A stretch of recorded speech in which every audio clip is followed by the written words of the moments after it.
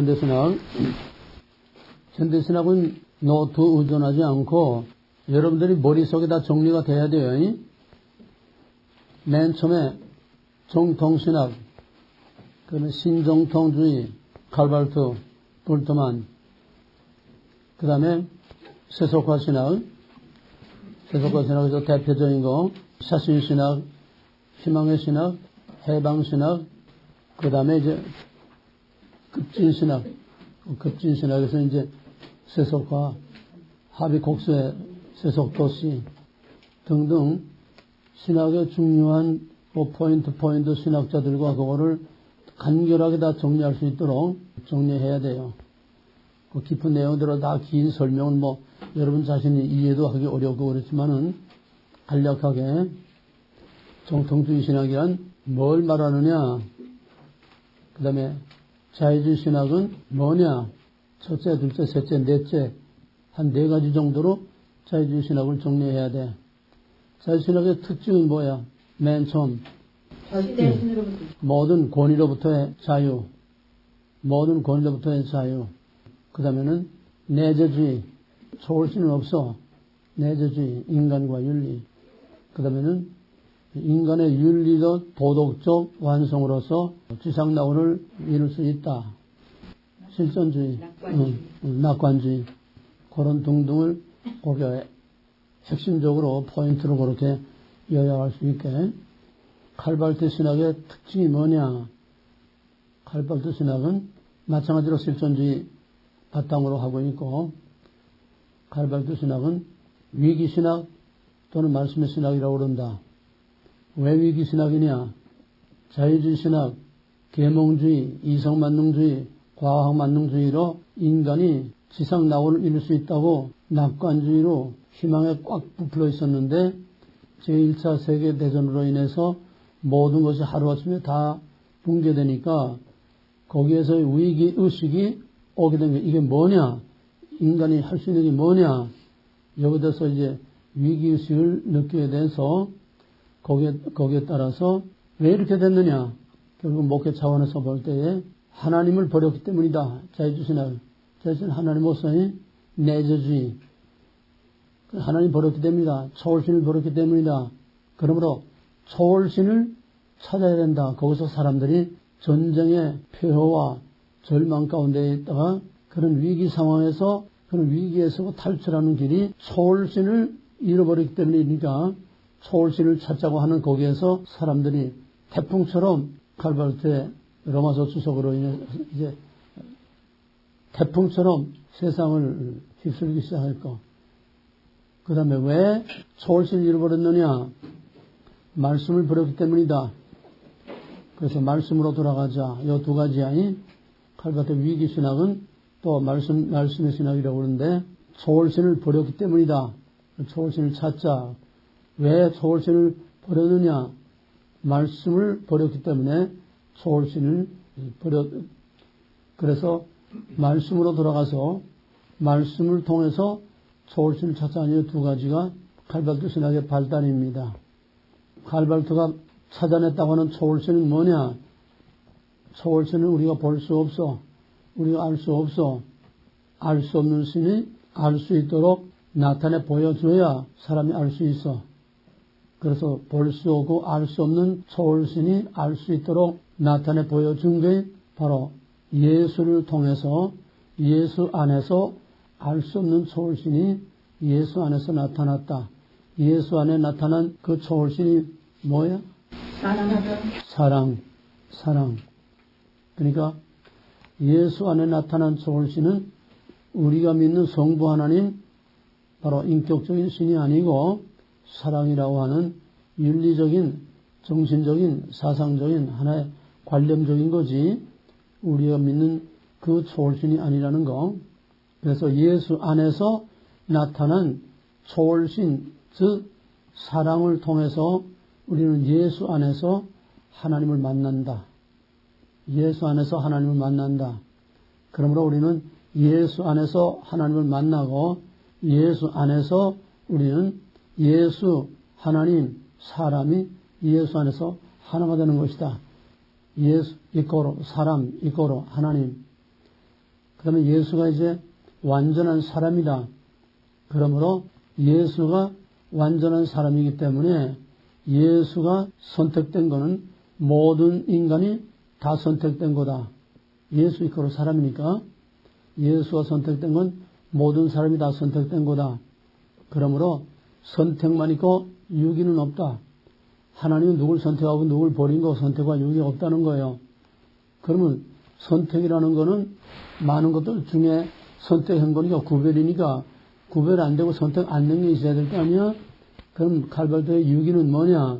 칼발도에서 유기라는 거는 하나님이 누군 택하고 누군 택하지 않은 게 아니고 예수 안에서 다 택했는데 그 중에 일부가 하나님 즉 사랑을 받아들이지 않으므로 하나님을 영접하지 않으므로 인간의 모든 불의와 악과 이런 세상의 악을 행하다가 자기 행위로 인해서 받는 벌이 이게 바로 육이다. 이게 칼발도의 신학의 뼈대입니다. 그 다음에 예수 안에서 나타난 사랑을 우리가 받아들임으로 용서, 화해. 그래서 화해의 복음이라고 하는 거예요. 화해의 복음. 이 화해의 복음이 PCUSA에서 1967년에 화해의 복음을 선언해서 용서와 화해, 바로 예수 안에 나타난 사랑을 받아들임으로써 용서하고 화해함으로써 지상의 낙원을 만들 수 있다. 그러므로 칼발트는 역시 지상의 인간의 윤리를 통해서 지상의 낙원을 만들 수 있다는 자유주의 신학이나 결론은 마찬가지야. 결론은 하나의 과정과 말과 표현과 방법만 다른 것뿐이지 결과는 인간의 윤리적 완성으로 지상 낙원을 만들 수 있다고 하는 낙관주의. 모든 게 다 낙관주의야. 다. 왜? 하나님 없는 신학은 다 낙관주의입니다. 그러므로 정통주의 이후의 모든 현대신학들은 전부 다 무신론 신학이에요. 인간에 의하여 인간을 위하여 인간의 낙원을 이 땅에 만든다고 하는 근데 꼭 같아. 공통점. 거기에 따로 이제 한 페이지 해준 자유주의 신학의 공통점, 현대신학의 공통점. 그 쭉 보면은 다 나와. 인본주의. 그 다음에 이제 같은 신정통주의에서 볼트만 확실하게 정리해. 멍청하고 듣지 말고. 볼트만은 맨 처음에 오리지널 예수를 찾았어. 왜? 복음서는 예수가 실제로 행한 행동과 말이 아니고 예수의 제자들이 그러니까 예수의 역사적 사실과 복음서 기록된 거는 시간적인 갭이 있다는 거예요. 당연하지 않아. 예수가 역사적으로 살아서 행동하고 말한 거하고 복음서가 기록된 거하고는 시간적인 시차가 있어. 당연하지. 그러니까 그 시차를 통해서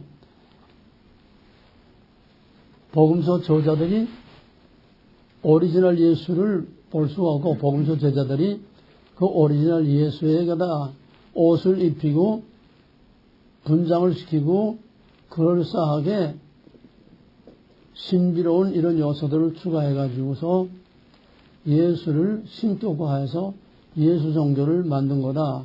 그러니까 복음서에 나타나는 예수는 전부 옷을 덧입히고 분장을 하고 이렇게 다 변형시킨 추가로 다 이렇게 꾸며진 예수지 오리지널 예수가 아니다.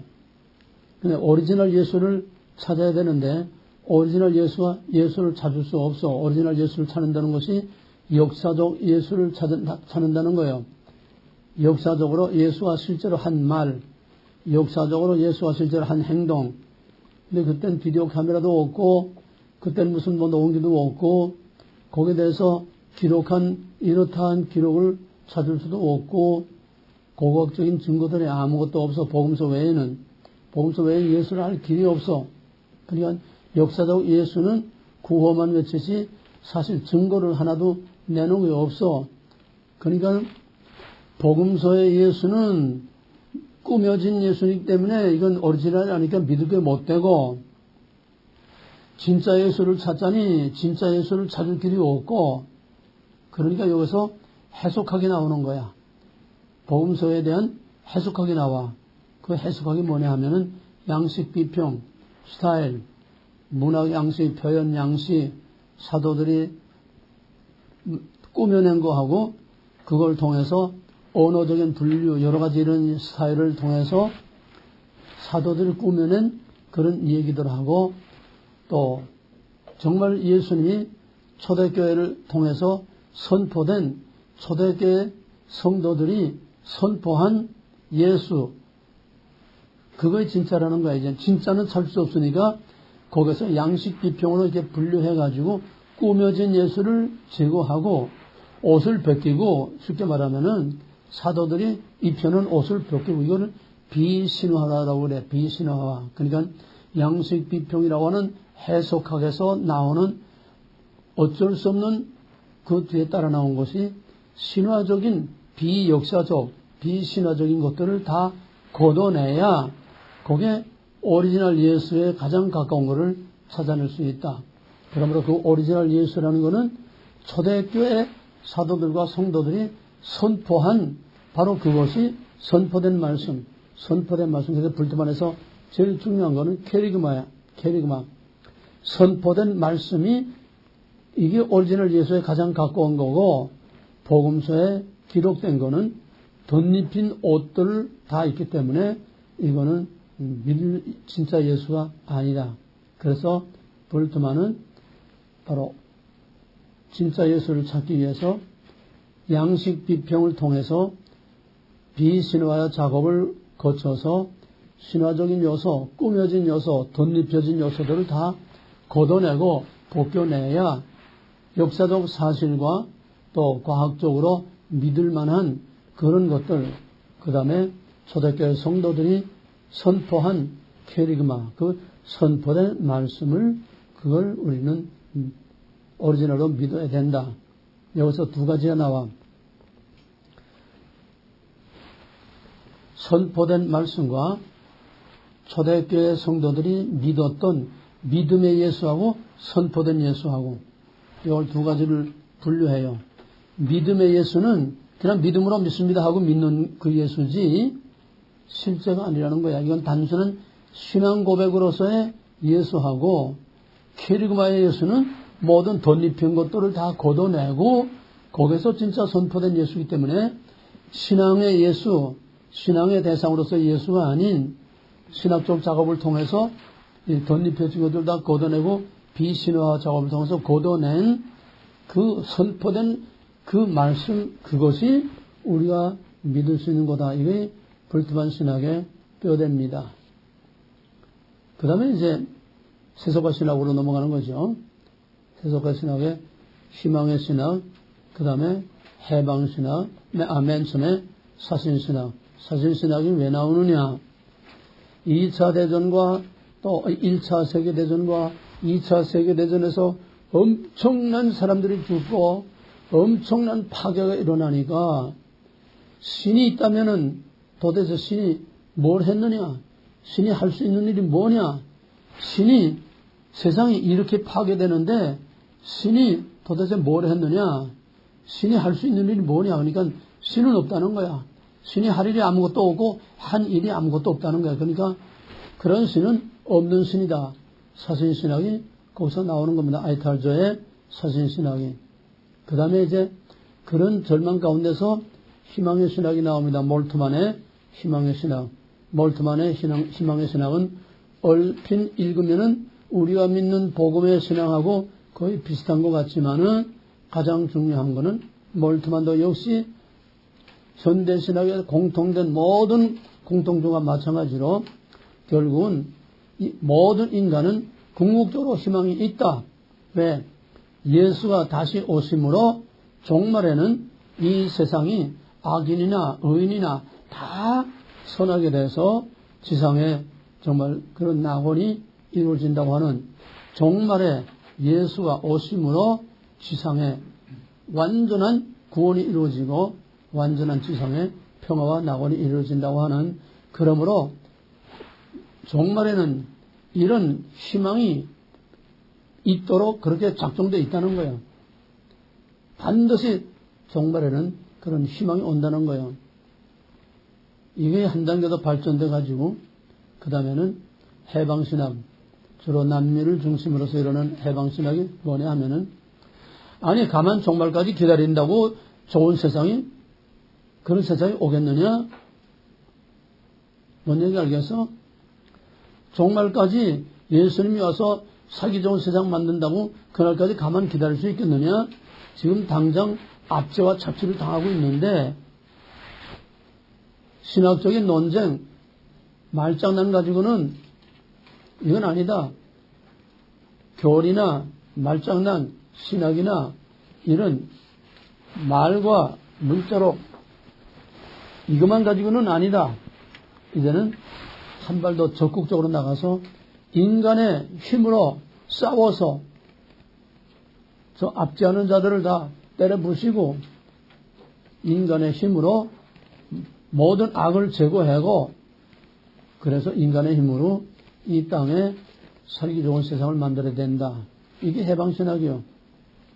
해방신학의 그 배경은 남미에서 나왔는데, 남미의 해방신학의 배경이 뭔가 하면은, 남미는 주로 미국과 유럽의 자본가들이 들어가서 거기에서 아주 대대적인 기업들을 만드는 거야. 대대적인 기업.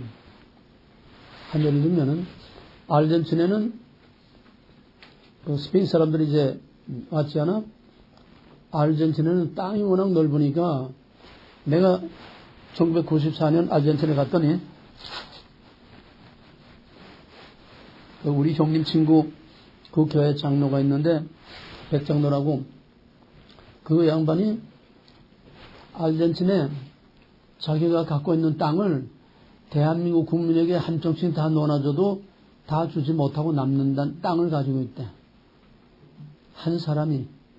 땅이 워낙 넓으니까. 그러니까 스페인 사람들이 와서 자기 걸 주장하고 자기가 갖는 게 자기 땅이야. 뭐 누구한테 산 것도 아니야. 근데 지금은 이제 사지만은 그만큼 이제 땅이 넓고 싸니까 그 뭐 하느냐. 방목을 해. 그 아르헨티나의 평지는 이 습지가 많고 초지가 많아. 이제 관목이 많고.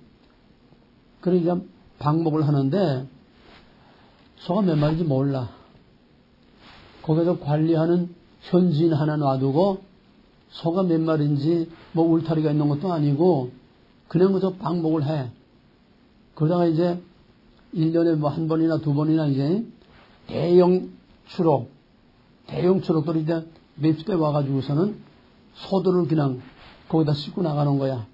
그럼 거기서 자연으로 거기서 생식 번성하는 거야. 그러니까 거기서 생식 번성, 자연 번성하니까 그냥 1년에 몇 번 와서 그냥 그 소들 시로 가기만 하면 돼.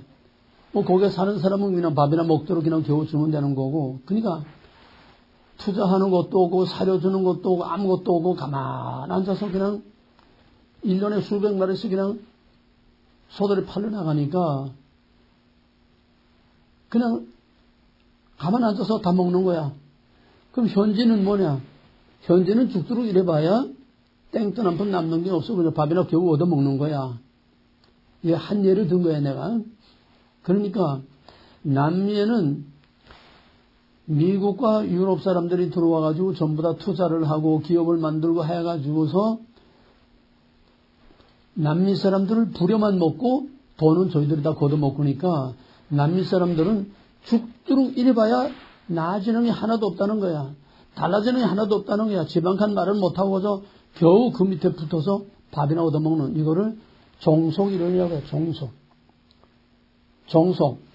종소는 거기에 속해서 정말 노예 아닌 노예처럼 완전히 속해 있어서 그들을 위해서 그냥 죽도록 충성하는 것뿐이지 말하자면 노예와 같다는 거야. 여기에 반기를 들고 일어난 것이 바로 해방신학이야. 이해가 되겠어요? 그들을 통해서 그러니까 그를 자본가들을 다 때려 없애버리고 우리 스스로 압제하는 자를 없애고 우리 스스로 우리를 지배하고 우리를 착취하고 이런 제도적인 이 악을 다 없애버리고 우리 스스로 그들로부터 싸워서 투쟁해서 눌린 자, 갇힌 자, 가난한 자, 병든 자를 구출해내야 된다는 거야. 이게 해방신학이야. 이거를 다른 말로 말하면 혁명신학이야. 혁명신학. 공산주의 혁명과 똑같아. 오늘 북한의 공산주의자들이 말하는 것과 똑같아. 눌린 자들, 압제당하는 자들을 해방해야 된다고 하는 거. 남한은 미제국주의에게 압제를 당하고 있는 그들을 해방해야 된다고 하는 거. 똑같아. 바로 프란체스코 교황이 바로 여기서 나왔다는 걸 우리는 주시해야 됩니다. 뭔지 알겠어? 그래서 가난한 자만 찾아다니고 눌린 자 찾아다니고 외로운 자 찾아다니고 낮은 자리에 찾아다니면서 평화의 천사인 것처럼 가장하고 다니는 이게 해방신학의 바로 이거야. 사람들을 속이면서. 그러나 이걸 비약시키면은 공산주의의 해방이라고 하는 건 해방이 아니라 노예화시키는 거야. 공산주의 해방은 해방이 아니라 구원이 아니라 노예화시키는 거야. 이걸 우리가 놓쳐서는 안 돼. 내가 작년 1년 동안에 엘러지가 완전히 엘러지로부터 자유했는데 이번에 겨울에 2달 반 동안 감기를 그냥 먹지 못하고 자지 못하고 계속 그러고 또 이제 위장병으로 계속 그냥 몇 달째 그러니까 면역이 떨어져가지고 엘러지가 돌아와. 이런 해방신학이 결국은 뭐냐? 혁명신학이야. 공산주의 똑같아.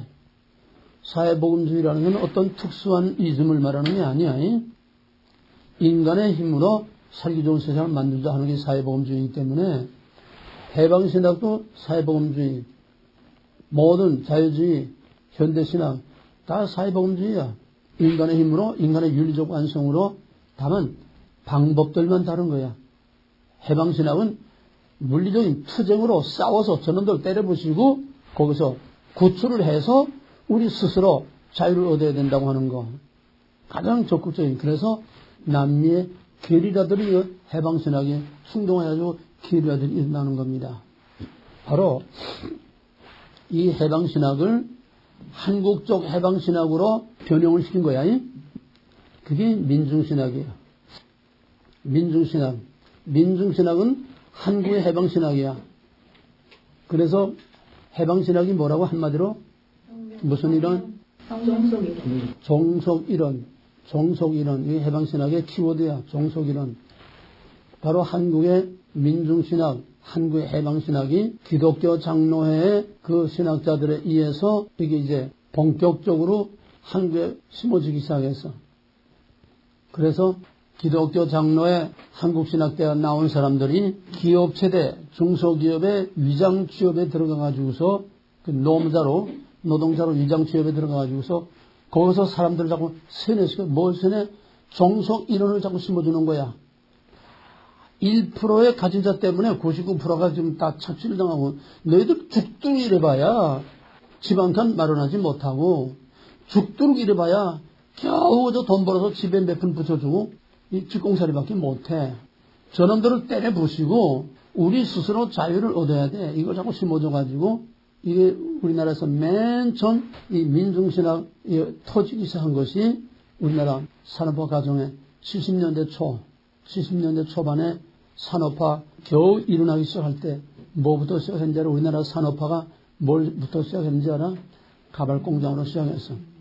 내가 바로 면목동의 가발공장 다음 옆에 살았어. 이게 우리나라 노동운동 발단이야. 시작이야. 그러니까 종속 이론을 그냥 심어줘가지고 이놈들 죽도록 일해봐야 저놈들 다 때려 부숴야지 저놈들 있는 한 우린 죽도록 일해봐야 노예밖에 안 돼. 그래가지고서 그 여공아이들이 시골에서 올라온 여공아이들은 처음에는 돈 벌어서 집에 보내는 그 기쁨 때문에 그냥 서로 오버타임을 그 조장들한테 그냥 뇌물을 쏘가면서 그냥 막 시간 더 달라고 그러고 8시간, 16시간, 10시간 부족해서 그냥 그저 어떻게 하면 더 일할까 정말 꿈에 부풀어서 이렇게 했는데 이 사상에 들어가니까 그때부터 이게 공산주의 수법이야. 불평을 심어주고 불평이 이제 꽉 차게 되면 그 다음에 목표를 딱 정해줘. 너 누구 때문에 이렇게밖에 안 되느냐. 목표를 정해주고 그 다음에 증오심을 불러오니까 똑같아. 지금 촛불 문화나 똑같은 거야. 증오심을 줘. 저놈들이 다 죽여버려. 없애버려야 너희가 자유를 얻을 수 있다. 이게 해방이야. 그러니까 이 여공아이들이 처음에는 희망과 꿈에 부풀어가지고 그냥 열심히 그냥 땀 흘려 허리 쫄고 일하다가 그게 아니다. 이젠 완전히 세뇌가 돼가지고서 일도 하지 않고 파업을 하고 그 다음에 그 수출품 나가는데 나가지 못하게 전문에 전부 다 그냥 저통 뚫어내놓고 거기다 불어넣어가지고 수록이 나가지도 못하고 들어도 못하게 하고 이런 야단을 하다가 경찰이 지나가니까 마포에 민주당 당사로 가가지고서 거기서 데모하면 이러면서부터 우리나라의 노동운동과 우리나라의 반정부 투쟁운동이 여기서부터 시작해. 그 이상 내가 기니까 얘기하지 않겠어. 이게 해방신학이라는 거야. 내가 언젠가 한번 슬쩍은 한번 쭉 얘기를 했어요. 내가 그 과정을. 그래서 이제 학생운동, 농민운동, 민노총, 노동운동 전부 다 여기서 발달한 거야. 그러니까 박정희가 학생들 이게 이제 퍼져가지고 이제 도시 중소기업들이 그냥 꽈당꽈당 다 넘어가. 그러다 이제 국민들이 너무너무 그냥 막 이놈들을 지겨워하니까 왜? 중소기업들이 다 넘어지니까 도시산업설계에 들어가는 다 도산한다. 도산에게 산업이 다 뒤엎어진다는 거야.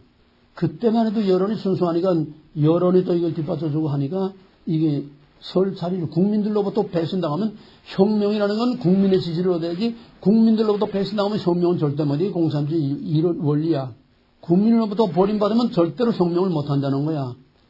그 다음에 도시산업선교 여기서 네 김문수고 뭐고 전부 다 그때 위장 취업해가지고 이 짓 하던 놈들이야 다.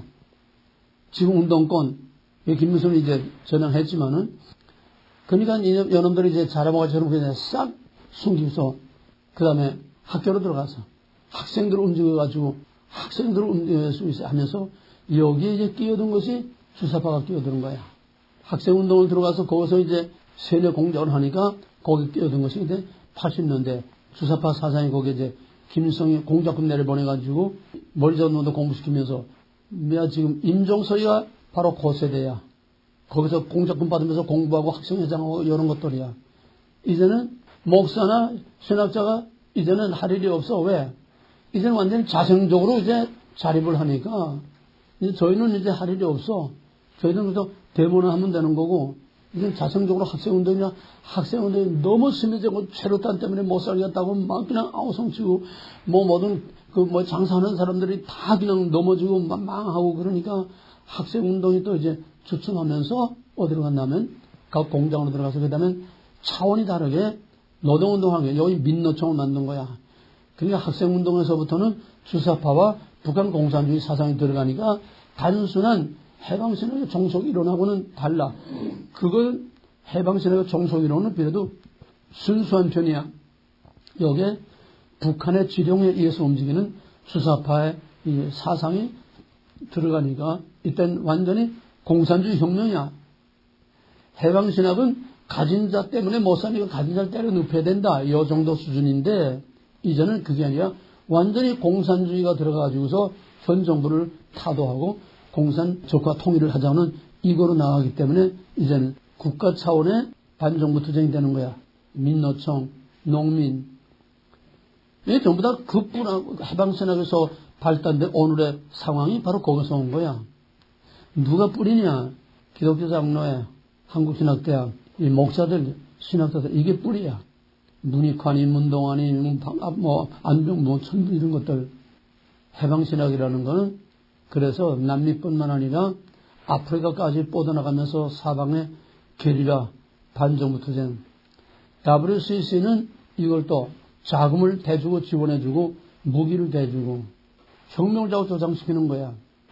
그러다가 그것도 이제 한계가 오니까 그 다음에는 좀 더 이제 적극적인 급진신학들이 자꾸 이제 나오게 되는 겁니다. 그 다음에 이제 세속화신학 하비콕스의 세속화신학이라든지 그건 여러분들 교재되고 쭉 보세요. 거기까지가 주로 중요한 거고 그 다음에 몰트만의 희망의 신학하고 또 하나는 판넨베르크 다 마찬가지야. 약간의 차이만 있을 뿐이지 판넨베르크도 종말에 좋은 세상이 반드시 오게 돼 있다. 희망의 신앙. 종말에는 반드시 좋은 날이 오게 돼 있다. 그러나 우리가 예수가 오심으로 공의의 심판과 구원을 통해서 영광스러운 새하늘과 새 땅에 그 좋은 날이 아니고 전부 다 지상의 낙원이라는 거예요. 희망의 신앙하고 우리의 종말론적인 신앙하고는 확실히 구별돼. 하늘이나 땅이냐, 그 다음에 공의의 심판을 통해서 평화의 나라를 이루느냐, 아니면은 이 희망의 신앙은 뭐냐 하면은 종말이 오면은 예수가 그리스도께서 와서 모든 악한 자들을 다 심판해서 선한 자들로부터 분리시켜서 선한 자들을 구원하고, 그 다음에는 악한 자들을 분리해 놓고 그거로 심판하고 징벌하는 게 아니라 그 악한 자들을 또 새롭게 해서 선한 자나 악한 자나 다 선하게 돼가지고 다 그리스도를 섬기는 그런 천국 지상 낙원이 온다는 겁니다. 이 세대주의로 말하면은 후철론설과 같은 거예요. 마지막에 도덕적으로 완성돼서 지상에 영원한 낙원이 이루어진다고 하는 거. 이 판넨베르크와 몰트만의 대동소이한 희망의 신학입니다. 자, 오늘은 미국 신학과 두란노의 족보. 오늘 아주 중요한 거네. 정신 바짝 차려 들어요. 미국 신학과 두란노 신학의 계보. 족보, 계보. 맨 처음에 큰 1번, 맨 처음에 프린스턴 신학. 칼빈의 개혁주의 신학은 칼빈은 주로 제네바에서 이제 종교개혁을 했죠. 제네바에서 16세기 제네바의 칼빈의 개혁주의 신학은 두 갈래로 갈라집니다. 하나는 유럽하고 또 하나는 영국하고, 칼빈의 종교개혁이 유럽하고 영국으로 두 갈래로 갈라져요. 유럽은 화란 개혁교에서 아브라함 카이퍼와 헬만 바벤크를 대표로 하는 화란 신학이야. 쉽게 말해 화란 신학.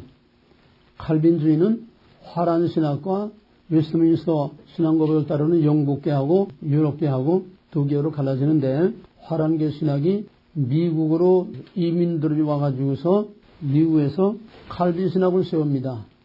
칼빈은 제네바에서 종교개혁 활동을 했어요. 그 뒤를 이어서 칼빈의 개혁이 네덜란드를 중심으로 해서 이제 발전됐습니다. 그 네덜란드 화란 신학이 미국으로 건너와가지고서 미시간주에 칼빈 신학을 만들어서 칼빈 신학. 또 하나는 칼빈의 개혁 사상이 영국으로 건너가가지고서 영국에서 웨스트민스터 신앙 고백을 바탕으로 하는 성교도 신앙으로 발달합니다. 웨스트민스터 신앙 고백을 바탕으로 하는 그런 성교도 신학이 이제 미국으로 넘어와가지고서 미국으로 이민 와가지고서 1812년에 프린스턴 신학을 세웁니다. 그러니까 영국계의 웨스트민스터 신앙 고백을 하는 영국계는 프린스턴 신학을 세우고 네덜란드계는 칼빈 신학을 세웠다는 거예요. 이것이 바로 개혁주의의 칼빈 신학의 두 개혁, 칼빈 신학하고 프린스턴 신학.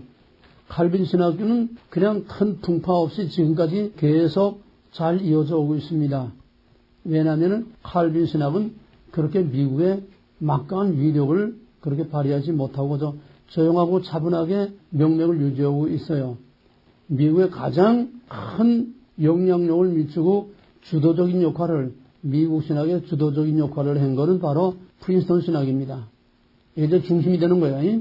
칼빈 신학은 그냥 옆으로 그냥 비켜나고 이제 막강한 힘을 발휘하는 미국 신학의 주도적 역할을 하는 것이 프린스턴 신학입니다.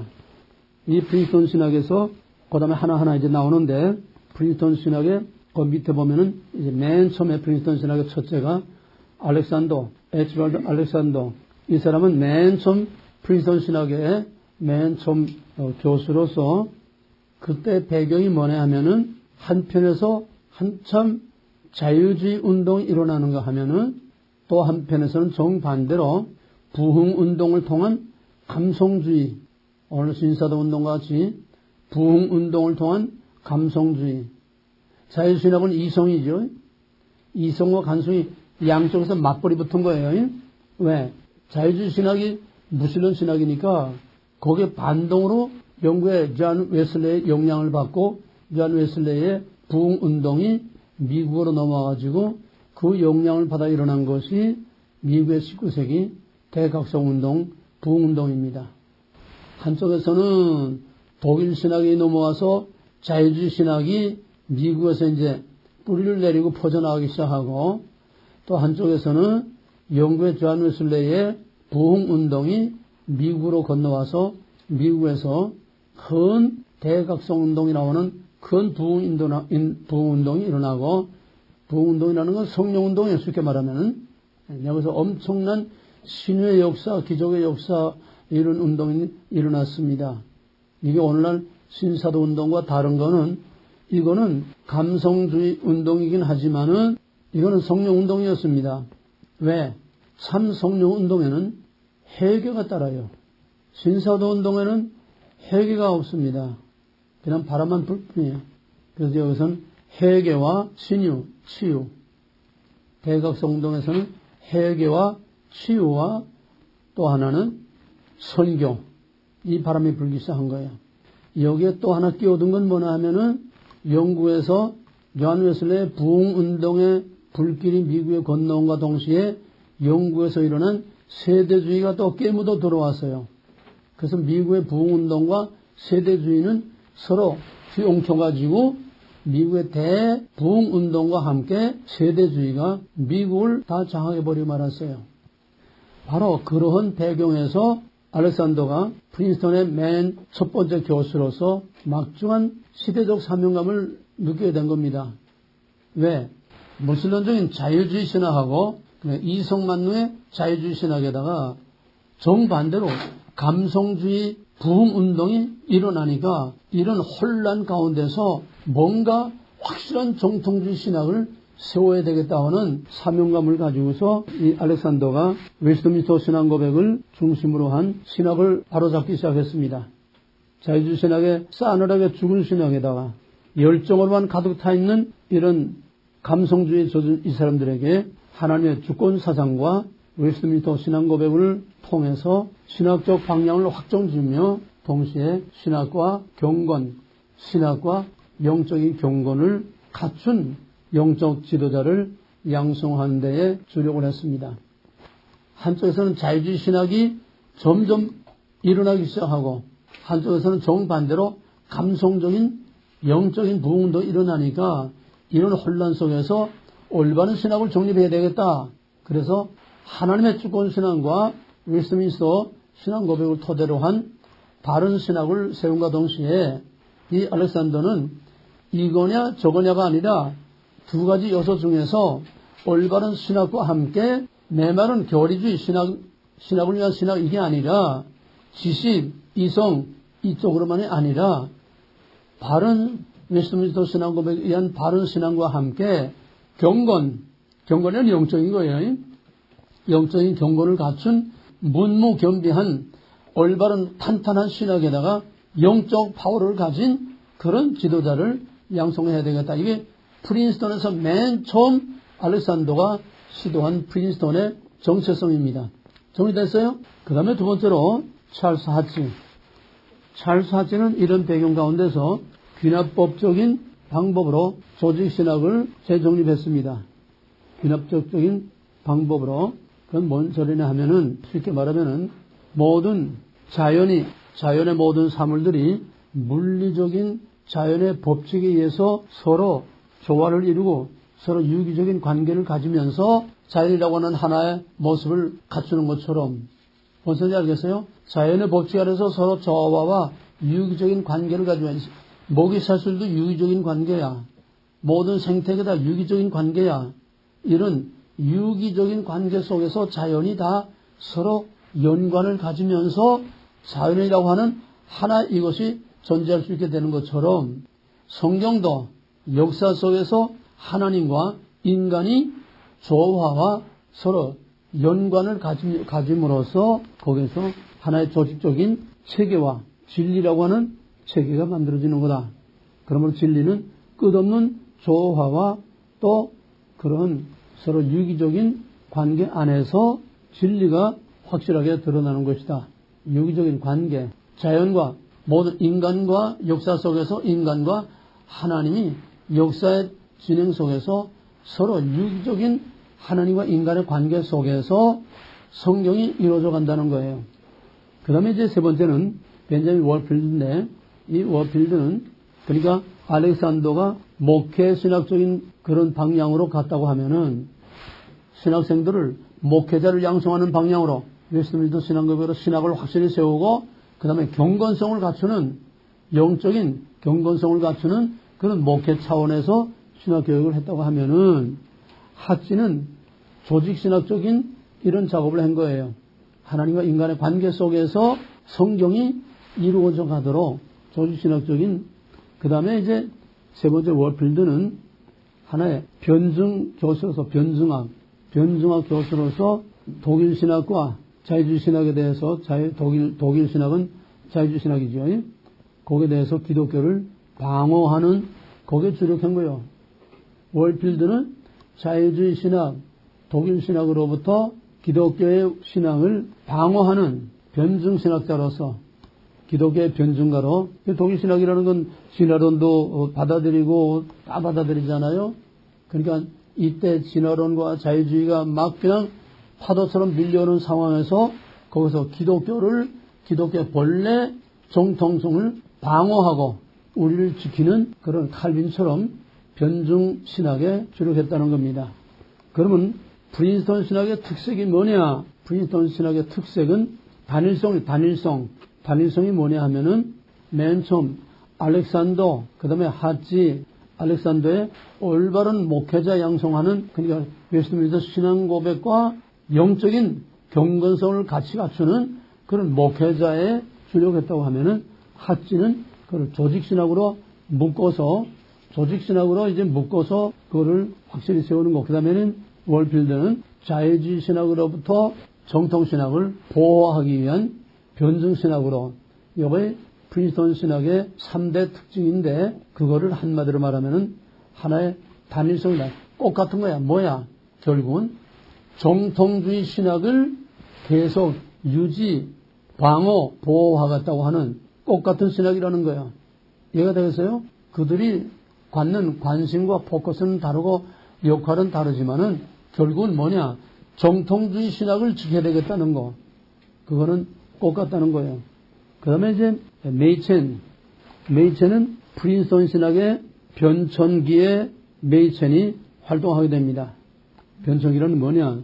프린스턴 신학이 점점 자유주의 물결로 점점 이제 들어오게 돼서 프린스턴 신학도 거의 자유주의에 점령을 당해서 이 자유주의 물결이 프린스턴의 정통성을 다 짓밟고 프린스턴을 거의 다 먹어 들어오기 시작했어요.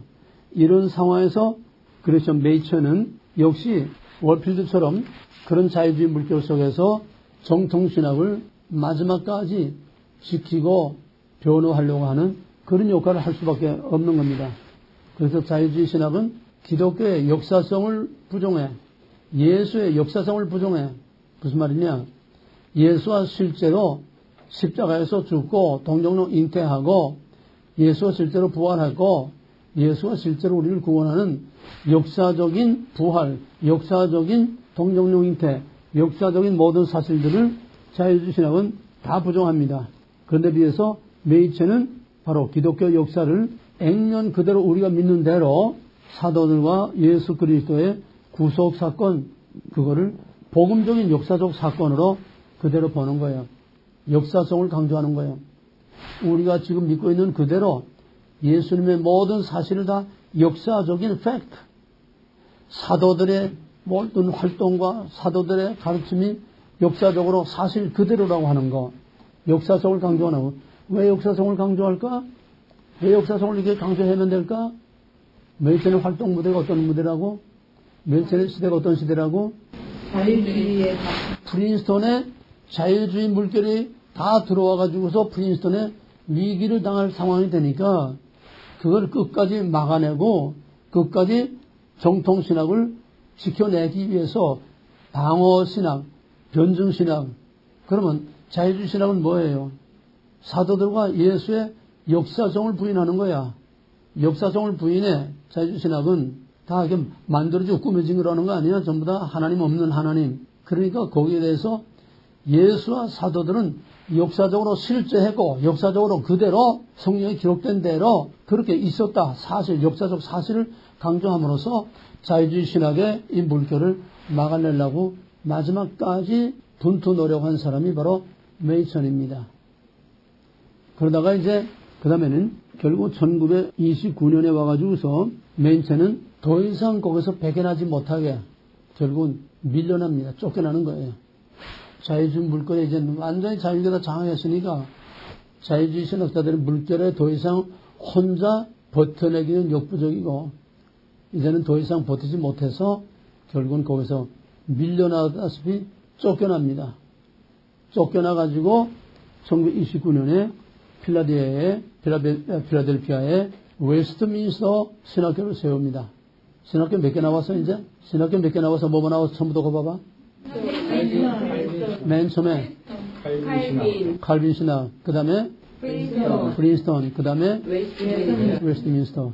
그리고 웨스트민스터 신학교는 칼빈 신학하고 프린스턴 신학은 처음부터 유럽에서 이민 온 사람들이 세운 신학교예요. 근데 웨스트민스터 신학교는 프린스턴 신학교에서 쫓겨난 메이천이 필라델피아에 세운 학교입니다.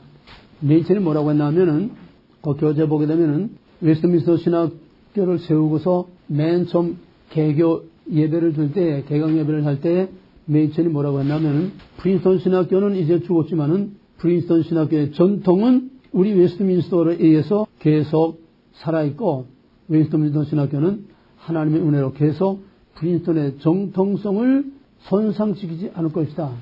뭐 먼저 얘기가 돼서 프린스턴의 정통성은 뭐야? 알렉산더, 하치, 월필드 그 세 사람에 의해서 지켜내려온 프린스턴의 정통성은 뭐야? 정통주의 신학이야. 정통주의 신학이 이제 자유주의 신학인데 다 이제 먹혀가지고 마지막 남은 보루의 맨천이 쫓겨나게 되니까 바로 프린스턴의 정통성, 프린스턴은 죽었지만은 프린스턴의 정통은 우리가 그대로 이어받는다. 웨스트민스터 신학교가 이어받는다.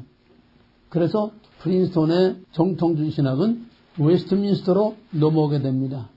그 다음에 이제 말할 것도 세 번째로는 자유주의 신학을 강력하게 배척하는 겁니다. 여기까지 일단 정리해 놓고 그러면 좀 족보를 좀 정리해 봐야 되겠어요. 정교개혁의 맨 처음 칼빈의 신학이 화란 신학으로 하나 오고 하나는 영국으로 와서 여기서 웨스트민스터 신학급이 나오게 되는데 화란 학파에서 여기서 나온 것이 칼빈 신학교예요. 미시간의 칼빈 신학교. 그 다음에 영국에서 넘어온 웨스트민스터 신학급의 그 계열에서 넘어온 사람들이 프린스턴 신학교를 세웠습니다. 프린스턴 신학교가 또 자유주의화함으로써 여기서 갈라져 나온 것이 웨스트민스터 신학교. 그러면 현재 미국에 지금까지 정통주의 신학을 지탱해 오는 것은 칼빈 신학교하고 웨스트민스터 신학입니다.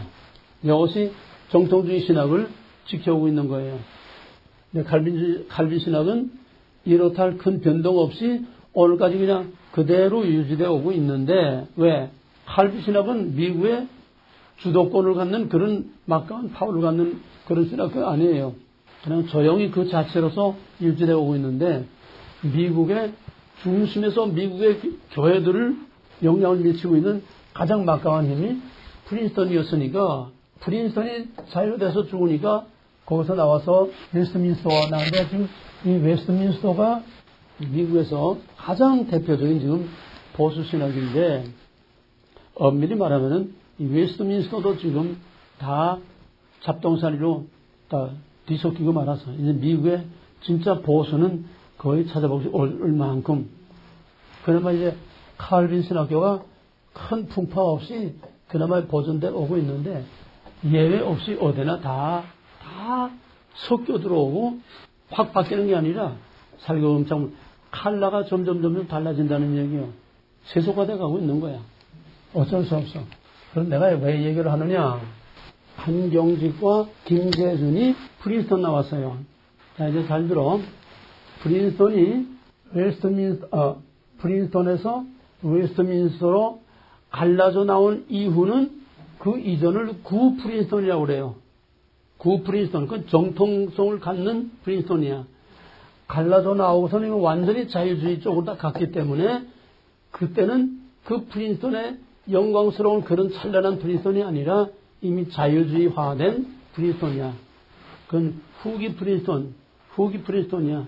그러면 김대중과 한경직은 이미 자유주의화된 후기 프린스톤을 생긴 거야. 이게 한국 장로교의 두 뿌리인데 이제는 한국교회로 넘어가는 거야. 한국교회로 넘어가서 해방이 되고 나서 한국의 장로교는 대표교단입니다. 대교단이에요. 나머지 감리교도 별 그렇게 감리교는 경기도를 중심으로 해서 또 황해도 하고 그 일부 저기였지 그렇게 전국적으로 파워를 갖고 있지 않았어요. 장로교는 평양을 중심으로 해서 막강한 파워를 갖고 있었습니다. 대교단이에요. 그 대표 교단이 장로교가 해방이 되니까 맨 처음 무슨 문제가 대두되나 하면은 신사참배 찬송한 사람들하고 신사참배를 끝까지 거부한 사람이 딱 갈라지는 해방이 되니까 배교자라는 거야. 제세례파, 재건파라고 하는 그 재건파하고 고신파, 고려파가 맨 먼저 보이콧하고 나갔습니다. 맨 먼저 고려파, 재건파가 갈라져 나가고 그 다음에 한경직 목사가 에큐메니카를 끌고 들어왔어요. 에큐메니카를 끌고 들어오니까 정통주의를 주장하는 사람이 이건 아니다. 우린 너희들로부터 갈라져 나간다. 그래서 여기서 갈라져 나온 것이 합동입니다. 그러자 김재준이 서울역 앞에서 이제 조선신학이라고 따로 하고 있었어요. 김재준이 칼발트를 끌고 들어오니까 그때는 한경직 쪽에서 그게 한경직 파워가 크지 않아요? 크지만은 김재준도 이 세력은 그렇게 크지 않아도 얕잡아 볼 적이 아니거든요. 이것도 신학교를 가지고 있고 그러니까 여기에서 이 한경직 쪽 그러니까 장로교지 말하자면 아직은 장로교야. 장로교에서 김재준이를 2단으로 목사직을 면직시켜 버렸어. 2단. 그러니까 여기서 김재준이가 갈라져 나고서 기독교 장로, 한신, 한국신학대학을 중심으로 한 기독교 장로, 기장하는 거, 기독교 장로를 세웠어요. 합동은 또 여기서 또 뭐가 갈라져 나오면 합실이라는 게 또 갈라져 나와. 대한신학이 또 여기서 갈라져 나와. 신학교가 갈라져 나온 건 아니야. 여기 합동 쪽 사람이 나와가지고 대신신학을 세운 거지. 신학교를 갈라가지고 나온 건 아니야. 합신은 합동이나 총신을 갈라가지고 나왔어. 총신에서 짱짱한 엘리트 교수들을 뽑아가지고 나와서 합동신학을 만들어서 그걸 중심으로 이제 합신 교단이 돼버린 거지. 그러니까 합신 개혁장로교회야. 이 합신 출신들은 총신에서 합동은 총신이지. 총신에서 가장 유명한 엘리트 교수들을 나와가지고 세웠기 때문에 총신 알기를 거의 걸레같이 알아. 자기들이 최고의 엘리트로 알고 있어. 저희 위에는 없어. 한국에서 자기들 위에는 없다는 게 아니요. 자유주의나가 무시해버리니까. 그러니까 이 합신 사람들은 완전히 바리새인 같은 그런 교만, 별이지. 우리 이상은 없다. 그래서 이 합신 출신들은 예외 없이 자기가 최고라고 하는 그런 교만한 이것들이 다 깔려 있어요. 그러나 그게 바로 함정인 줄 몰라. 그게 바로 바리새인처럼 율법주의로 경직된 것처럼 바로 그 합신 출신들이 바로 그것 때문에 교리주의로 경직되어 있고 우리 이상은 없다고 하는 그거로서 오히려 그게 함정이 돼가지고 합신 교단은 성장을 못, 교리적으로 너무 그냥 경직되고 완강하게 딱 되어 있기 때문에 그래서 합신 안에서도 신학자들이 장로님과 재정년과 어떤 신학자가 이래서는 안 된다. 이래서는 절대로 교회가 성장할 수 없다. 왜? 이거 완전히 교리주의만 빠져가지고 아주 교만에만 빠져가지고서 생명을 잃고 바로 유대교처럼 생명을 잃은 바리새인같이 이렇게 되면 안 된다. 이걸 깨뜨리고 개혁을 해야 된다. 근데 그 말만 떠들지 그게 돼? 지금 이런 상황에 와 있어. 이것이 지금 프린스턴과 관계된 이 계보를 지금 말하는 겁니다. 예? 프린스턴의 자유주의화된 후에 한경직, 김재준이 나왔는데 바로 합동은 거기서 나와가지고서 합동은 프린스턴 교회가 아니고 웨스트민스터입니다. 프린스턴은 이미 자유화되어 있고 항용지 둘 다 자유주의 물을 먹었으니까 항용지의 합동은 이거 통합이야.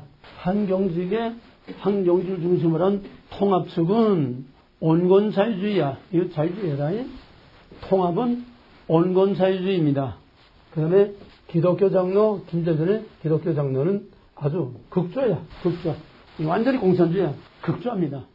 문익환이 문동환이 무슨 전부 다 이것들이야. 완전히 공산주의자들. 그러면 내가 말하려는 게 뭘 말하려고 하느냐. 두란노 신학은 여기 어디에 껴있나 이거야. 두란노 신학의 뿌리와 족보는 뭐냐 이거야. 이걸 너희들이 확실히 정확하게 알아야 돼. 이게 굉장히 중요한 거야. 너희들의 신학적인 정체성, 신학적인 족보, 신학적인 계보. 이게 확실하게 알아야 너희들이 바람을 막을 수 있고 언제 어떤 선생님 너희들이 당당한 너희 정체성을 확실히 말할 수 있고 방어할 수 있고 지킬 수 있는 거야. 뭔 소리인지 알았어? 두란노의 정체성을 확실히 알고 족보를 확실히 알고 있어야 된다는 거야. 너희들이 이제 적어도 신학 과정을 하면은 두란노에서 내가 안 가르치지만은 신학 과정을 하면 너희들이 신학적인 정체성, 두란노의 신학적인 정체성과 신학적인 족보와 신학적인 계보가 어떻게 돼 있다고 하는 너희들의 확실한 DNA를 확실히 말할 수 있어야 된다는 거야. 그럼 두란노의 신학적인 족보는 어디죠? 지금 합동의 뿌리는 웨스트민스터입니다. 전부. 합동의 가장 막강한 모든 교수들은 다 웨스트민스터 출신들이고 웨스트민스터 뿌리야. 두란노가 어디서 나와서? 합동에서 나왔잖아. 그럼 뭐야? 웨스트민스터 신학이야.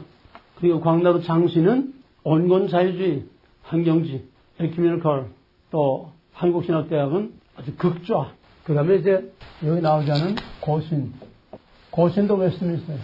왜? 보수는 웨스트민스터밖에 남은 게 없으니까, 프린스턴은 다 무너졌으니까. 그러니까 한국교회의 신학의, 보수 신학의 뿌리는 웨스트민스터라고 하는 거. 이해가 됐어요? 이제 두란노 족보를 알았어? 두란노 족보 알았어? 네. 확실하게 이건 보통 중요한 게 아니야.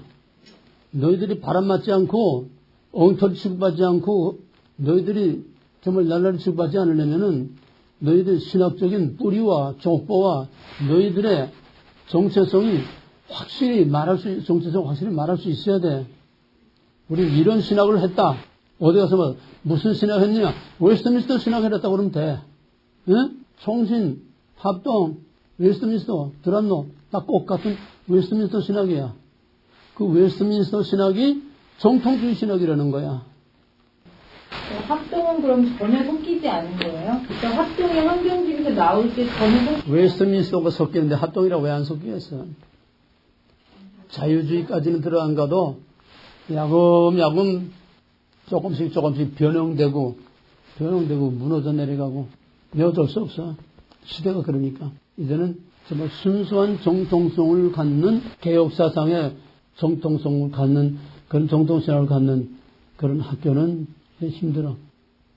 부분적으로 벌써 다. 왜 젊은 교수들 지금 자꾸 애국에서 공부하고 들어오는데 그 물 안 먹고 들어오겠어? 아마 웨스트민스터 가서 공부한다고 해도 벌써 웨스트민스터에도 벌써 다 물을 먹어 들어가고 있는데 그 영향을 안 받겠어? 자꾸 이제 새로운 거를 자꾸 추구하게 되니까 네, 오늘 거기까지만 우선 하고 한 사람만 더 하면은 루이스 벌거프는 칼빈 신학 교수입니다. 칼빈 신학 교수예요.